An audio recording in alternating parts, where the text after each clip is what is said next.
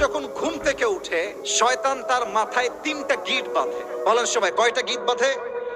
প্রথম গিট কখন খোলে? আপনি জাস্ট উঠলেন, চোখ খুললেন, আপনি পড়লেন ঘুম থেকে উঠার দোয়া, আলহামদুলিল্লাহিল্লাযী আহইয়ানা বা'দা মা আমাতানা ওয়া ইলাইহিন নুশুর। জাস্ট দোয়া পড়বেন, অলস্যতার প্রথম গিট খুলে যাবে।